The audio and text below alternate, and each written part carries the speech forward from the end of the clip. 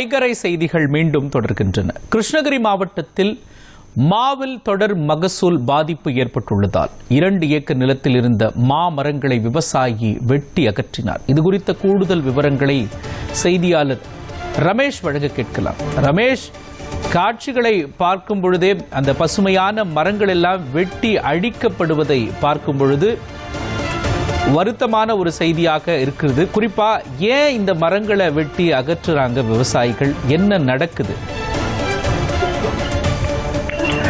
மோகன், கிருஷ்ணகிரி மாவட்டத்தில் 33,000 ஹெக்டேர் பரப்பளவில் மா விவசாயம் நடைபெற்று வருகிறது. கடந்த காலங்களில் சுமார் 41,000 ஹெக்டேர் பரப்பளவில் நடைபெற்றுக் கொண்டிருந்த மா விவசாயம் காலநிலை மாற்றம், பூச்சி தாக்குதல் மற்றும் மா விவசாயிகளை காக்க அரசு எந்த முன்னேற்பாடுகளும் எடுக்கப்படாத காரணத்தால் பல விவசாயிகள் மா மரங்களை அழித்து மாற்று பயிருக்கு மாறுகிறாங்க. இதன் காரணமாக 41,000 ஹெக்டேர் பரப்பளவில் இருந்த மா விவசாயம் தற்போது 33,000 ஹெக்டேர் பரப்பளவாக குறைந்துள்ளது. மாவட்டத்தில் ஆண்டுதோறும் சுமார் 2,52,436 மெட்ரிக் டன் மா மகசூல் கிடைக்கிறது.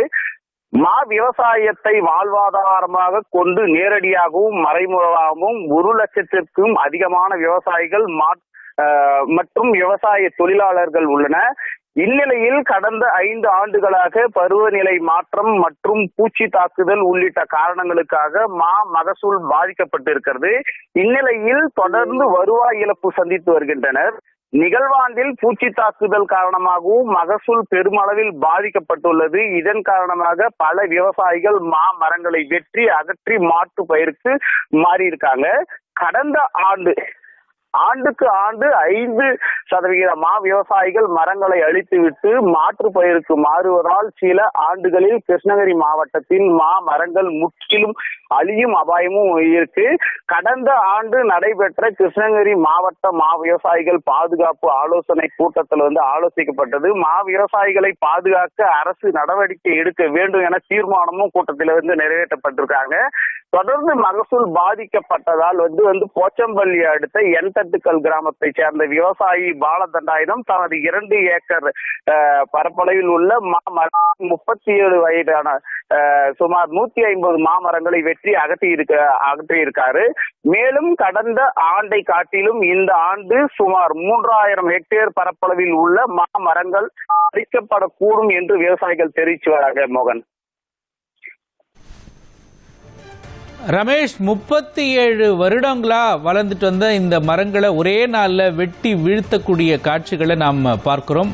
மா விவசாயிகளின் இன்னல்களை நீங்க பதிவு பண்ணீங்க. குறிப்பா எல்லா வகையான மாமரங்களும் இந்த நிலையில தான் இருக்கா, இல்ல பழங்களுக்காக ஜூஸுக்காக அனுப்புற மாமர வகைகள்ல மட்டும்தான் இந்த மாதிரி பிரச்சனைகள் இருக்கா, இல்ல எல்லா வகையான மாம்பழங்களை குறிப்பா சாப்பிடுற வகையில வேற வேற ரகங்கள் இருக்கக்கூடிய மா வகைகளும் இப்படிதான் அழிக்கப்படுதா?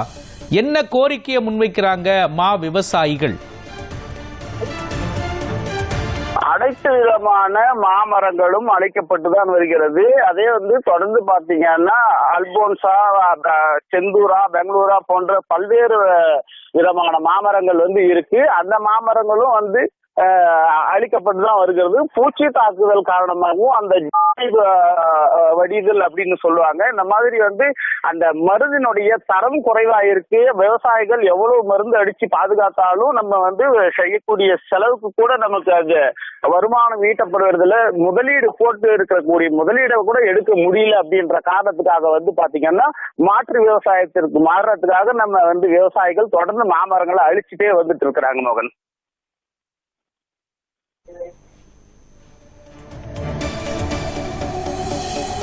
விவரங்களையும் காட்சிகளையும் வழங்கியதற்கு நன்றி ரமேஷ்.